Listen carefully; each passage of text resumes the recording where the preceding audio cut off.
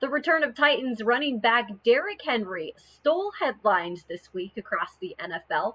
Today, after practice, head coach Mike Vrabel talked about how he responded over the last couple of days in practice, saying, quote, he looked good.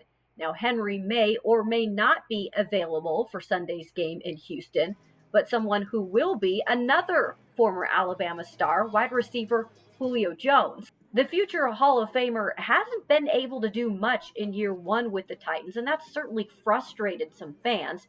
Now, Jones has only played in 9 games this season with 26 catches for 376 yards and 0 touchdowns. Now, the major issue has been the lack of availability. He's dealt with that nagging hamstring injury, and then just last week, he missed Sunday's game after testing positive for COVID-19. So, when it's all said and done, this could end up being his worst year statistically. But today, Jones explained why the numbers don't always mean everything. Everybody, knows what I can do and different things like that, or whatever it is, right? Talent wise, or whatever the case may be. But me, who I am as a person, as a player, is what can I do with my job on any particular game, right? If it's going out there catching, 300 yards, two, three touchdowns, whatever the case may be, having that ability to do that. But also, I can go out there and have one catch or two catches and block my tail off for my team. Like, as long as we're successful and I'm putting us in a place to win the game.